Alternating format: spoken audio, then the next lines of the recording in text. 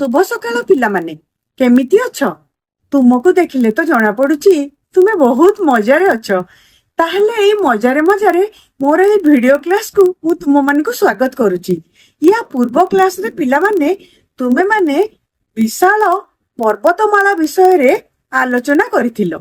ठीक सही भली वर्तमान आमे पार्वतीय परिवेश विषय रे आलोचना करिबा जोथिरे उभय उद्भिद और प्राणी हिमालय एवं गंगा विषय रे मध्य किछि स्थान पाइछि। किंतु ता पूर्वरु पिला माने कुमार संभव काव्यरु कालिदासंको रचित दुईटी श्लोक अनुवाद करी आनिछि ताहाको कविता आकार रे पढ़ी सुनाइबी। पढ़िबा पिला माने आस। भारत वर्षर उत्तर भागरे गिरिराज हिमालय गिरिराज हिमालय पश्चिमरु पूर्व समुद्र पर्यंत अटईजा परिचय अटईजा परिचय जार संदर्शने मनर भावना होइथाए आम जात होइथाए आम जात सते पर्वत माप मानदंड मापिबाकु ए भारत मापिबाकु ए भारत गंगा नदी झरे बक्षरु जहार वृक्षराज देवदारु वृक्षराज देवदारु शांत सुशीतल जहार नळ सते चंदन गुरु सते चंदन गुरु शुभ्र प्रखंड धवल आच्छन्न अटईजार बलय अटईजार बलय पर्यटकंकर हरे वित्तचित पुण्यगिरी हिमालय पुण्यगिरी हिमालय पुण्यगिरी हिमालय। पवित्र गंगा नदी बाहरी एवं एठारे देवदारु परि विशाल वृक्ष एही पर्वतरु पवित्र गंगा नदी बाहरी एवं एठारे देवदारु परि विशाल वृक्ष शोभा पाउची। बरफावृत धला शिखर गुड़िक एहार सौंदर्य को द्विगुणित करुछि जहा पर्यटक मानक मन को मोहित करुछि। शेषरे हिमालय पर्वत विषय मु एतिकी कहबी जे एहा केवल एक पर्वत नुहे एहा आम संस्कृति और प्रकृतिर अनन्य प्रतीक। एही कविताटी रे हिमालय पर्वत विषय आमे जानिले ताहले एबे आमे देखिबा पार्वतीय अंचलर अरण्य। एठारे आमे अनेक गछ देखुचंती जेपरिकी सेदार पाइन सिल्वर फर एपरि अनेक पार्वतीय उद्भिद आमे देखिबा। पार्वतीय अरण्यर गछ गुड़िकर आकृति शंकु भली तथा पत्र गुड़िक पतला मुनिया तलकु तल ढालू भली होइथिबारु बरफ सहजरे खसी जाए। एही जे गछ गुड़िक तुमे देखिलो पिला माने सेगुड़िक अधिक उच्चतारे धीरे धीरे अदृश्य होई एहा बदଳରେ घास शैवाल ओ हिमगृम आदि देखा जाए। हाँ पिला माने एबे पर्यंत आमे पार्वतीय परिवेशर उद्भिद मानक विषय आलोचना करुथिले। वर्तमान आमे पार्वतीय परिवेशर पशु मानक विषय आलोचना करिबा। ठीक अछि? हाँ एठी तमे माने केउ मानकु देखिबा को पाउच? कौन कहिल?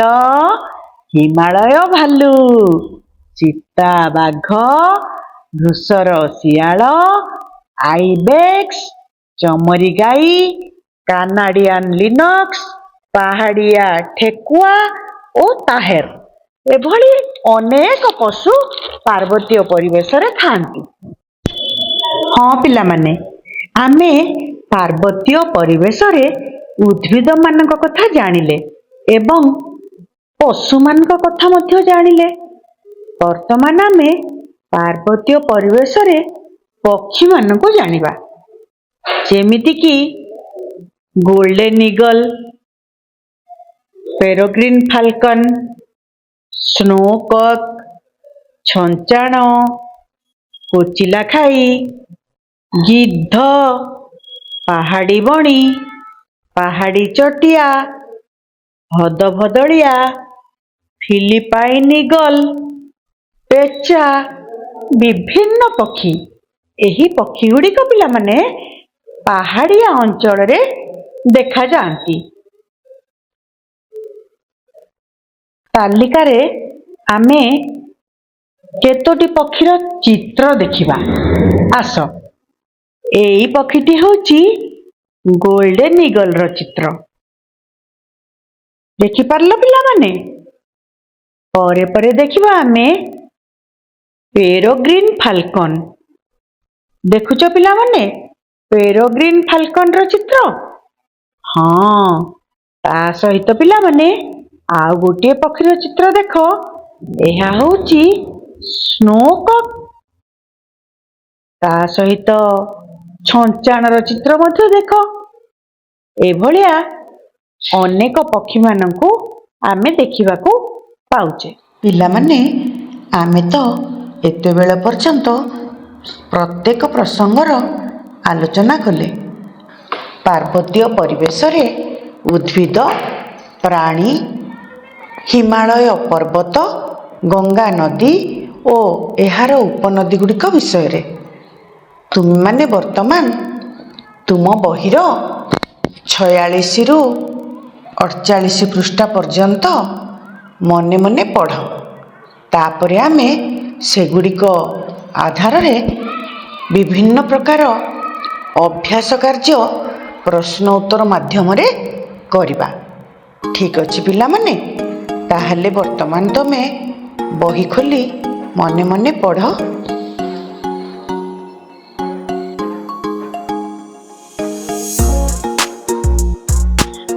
ପଢ଼ି ସାରିଲ ତ ପିଲାମାନେ? ତାହେଲେ ଆମେ ଏହି ପ୍ରସଙ୍ଗର କିଛି ପ୍ରଶ୍ନ ଉତ୍ତର ଆଲୋଚନା କରିବା। ପ୍ରଥମ ପ୍ରଶ୍ନ, ପାର୍ବତୀୟ ଅଞ୍ଚଳରେ ବୃକ୍ଷଗୁଡ଼ିକର ପତ୍ରର ଆକାର କିଭଳି ପିଲାମାନେ?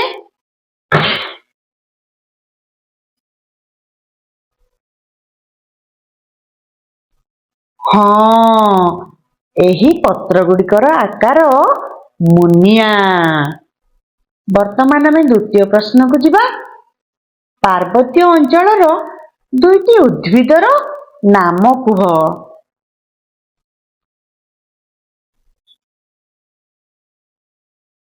ହଁ, ଦେବଦାରୁ ଆଉ ପାଇନ୍। ତୃତୀୟ ପ୍ରଶ୍ନ ଦେଖିବା ପିଲାମାନେ। ହିମାଳୟ ପର୍ବତ ଭାରତର କେଉଁ ଦିଗରେ ଅବସ୍ଥିତ?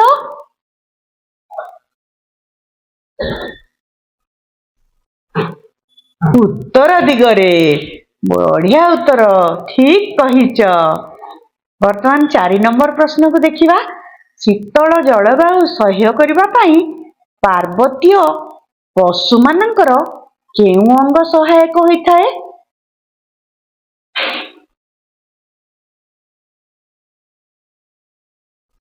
ହଁ, ଲୋମ।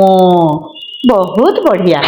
ବର୍ତ୍ତମାନ ଆମେ 5 ନମ୍ବର ପ୍ରଶ୍ନ ବା ଶେଷ ପ୍ରଶ୍ନକୁ ଯିବା, ଯେଉଁଥିରେ ପ୍ରଶ୍ନ ଅଛି ପାର୍ବତୀୟ ଅଞ୍ଚଳରେ ଦେଖାଯାଉଥିବା କିଛି ପ୍ରାଣୀଙ୍କ ନାମ କୁହ।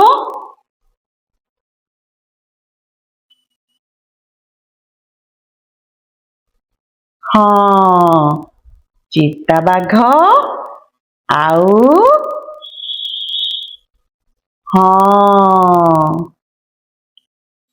ଇଗଲ। ଠିକ୍ ଅଛି। ଏହା ଗୋଟିଏ ପଶୁର ନାମ ଥିଲା, ଗୋଟିଏ ପକ୍ଷୀର ନାମ। ବଢ଼ିଆ ଉତ୍ତର। ହଁ ପିଲାମାନେ, ତାପର ପ୍ରଶ୍ନ ହେଲା କୋନିଫର ଗଛ ଗୁଡ଼ିକ ଆକୃତି କିପରି ହୋଇଥାଏ? ହଁ, ଶଙ୍କୁ ଆକୃତିର। ବଢ଼ିଆ ପିଲାମାନେ, ତୁମେ ମନ ଦେଇକି ପାଠଟି ଶୁଣିଥିବାରୁ ଉତ୍ତର ଗୁଡ଼ିକ ବଢ଼ିଆ କରି କହିପାରୁଛ। ଏବେ ଦେଖିବା ଆଉ ଗୋଟିଏ ପ୍ରଶ୍ନ। କାଳିଦାସଙ୍କ ଦ୍ୱାରା ରଚିତ କେଉଁ ମହାକାବ୍ୟରେ ହିମାଳୟର ବର୍ଣ୍ଣନା ହୋଇଛି? କହିଲ ପିଲେ। ହଁ, କୁମାର ସମ୍ଭବ। ବହୁତ ବଢ଼ିଆ। କୁମାର ସମ୍ଭବ ନାମକ ମହାକାବ୍ୟରେ କାଳିଦାସଙ୍କ ଦ୍ୱାରା ଯେଉଁ ରଚିତ ହୋଇଛି ସେଥିରେ ହିମାଳୟ ବିଷୟରେ ବର୍ଣ୍ଣନା କରାଯାଇଛି। ତାପର ପ୍ରଶ୍ନ ଦେଖିବା ପିଲାମାନେ। ପାର୍ବତ୍ୟ ଅଞ୍ଚଳରେ ଅଧିକ ଉଚ୍ଚତାରେ ଗଛ ବଦଳରେ କେଉଁ ଗୁଡ଼ିକ ଦେଖିବାକୁ ମିଳେ? ହଁ, ଘାସ, ଶୈବାଳ ଓ ହିମଗୁଳ୍ମ। ଠିକ ଅଛି ପିଲାମାନେ। ହଁ, ତାହେଲେ ତାପର ପ୍ରଶ୍ନ ଦେଖିବା। ଶୈବାଳ ବା ଲିଚେନ୍ ସାଧାରଣତଃ କେଉଁଠାରେ ଦେଖିବାକୁ ମିଳେ? କହିପାରିବ? ହଁ, କୁହ କୁହ। ହଁ, ପଥର କାନ୍ଥ ଓ ଗଛର ବକଳରେ। ବହୁତ ବଢ଼ିଆ। ତାପର ପ୍ରଶ୍ନ। ଗଙ୍ଗା ନଦୀର ଲମ୍ବ ପ୍ରାୟ କେତେ କିଲୋମିଟର? କିଏ କହିବ? ତୁମେ କହିବ? ହଁ, କୁହ। ହଁ, 2500 କିଲୋମିଟର। ଗଙ୍ଗା ନଦୀର ଲମ୍ବ ପ୍ରାୟ 2500 କିଲୋମିଟର। ଠିକ ଅଛି। ତାପରେ ଦେଖିବା। ଗଙ୍ଗା ନଦୀର ଏକ ପ୍ରମୁଖ ଉପନଦୀର ନାମ କ'ଣ ପିଲାମାନେ? ହଁ, କ'ଣ କହିଲ?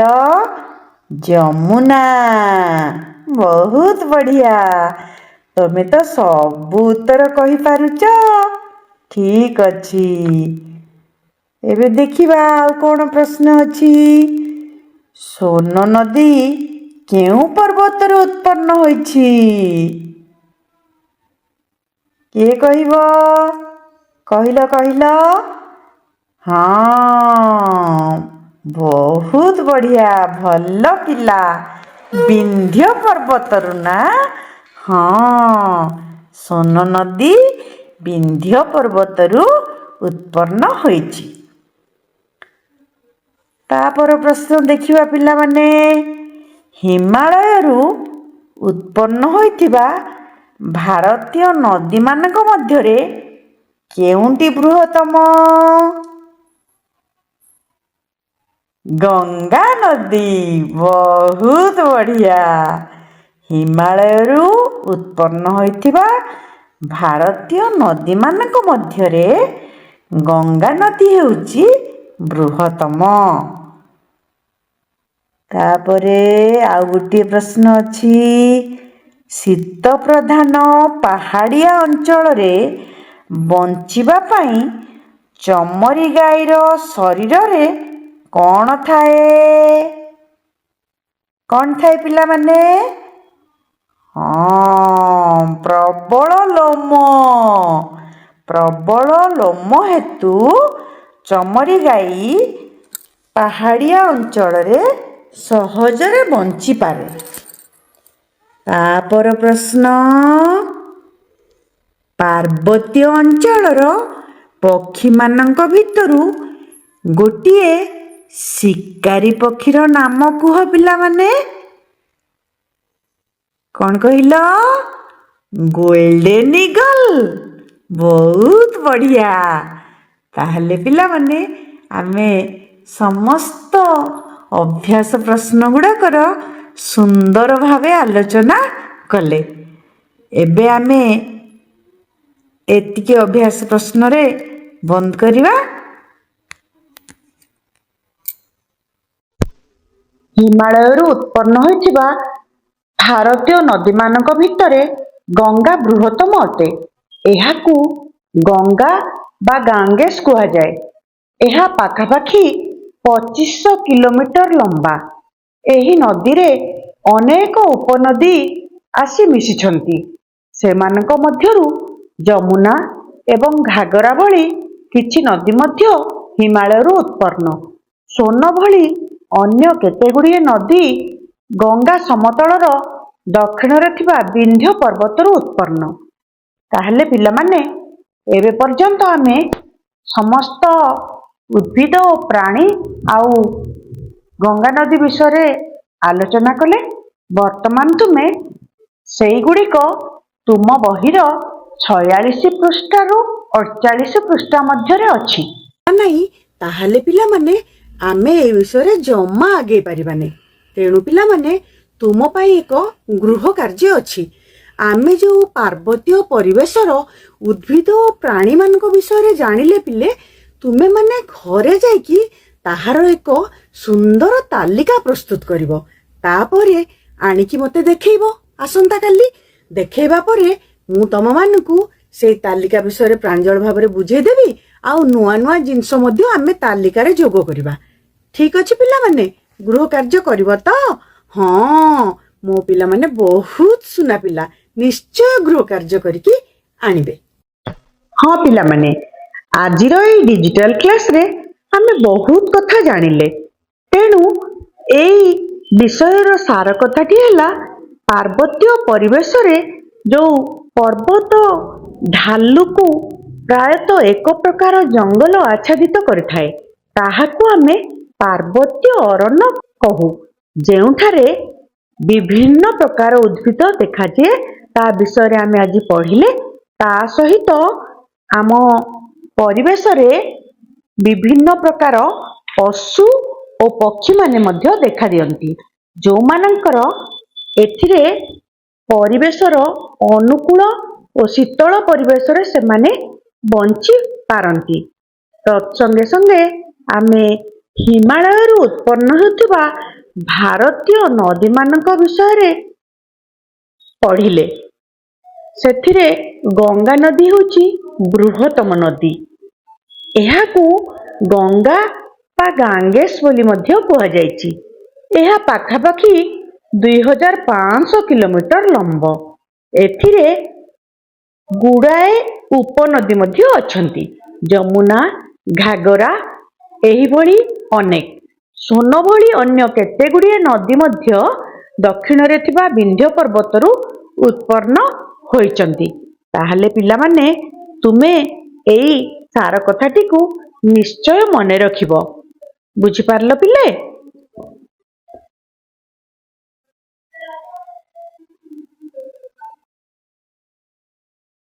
ବହୁତ ବଢ଼ିଆ ପିଲାମାନେ, ଆମେ ଏତେ ମଜାରେ ସମସ୍ତ ବିଷୟରେ ଆଲୋଚନା କଲେ। ବିଷୟ ଗୁଡ଼ିକ କ'ଣ କ'ଣ? ଯେଉଁ ପାର୍ବତୀୟ ପରିବେଶର ଉଦ୍ଭିଦ, ପ୍ରାଣୀ, ହିମାଳୟ ପର୍ବତ, ଗଙ୍ଗା ନଦୀ, ତାର ଉପନଦୀ, ସମସ୍ତ ବିଷୟରେ ଆମେ ଆଲୋଚନା କଲେ। ତ ଏଇ ଡିଜିଟାଲ କ୍ଲାସ୍ ତରଫରୁ ତୁମ ସମସ୍ତଙ୍କୁ ମୁଁ ଧନ୍ୟବାଦ ଜଣାଉଛି। ପୁଣି ଦେଖା ହେବ ଆଗାମୀ କ୍ଲାସ୍ରେ। ଠିକ୍ ଅଛି ପିଲାମାନେ, ରହିବି ତାହେଲେ। ଖୁସିରେ ଶିଖିବା ସମସ୍ତଙ୍କ ଅଧିକାର। ନମସ୍କାର।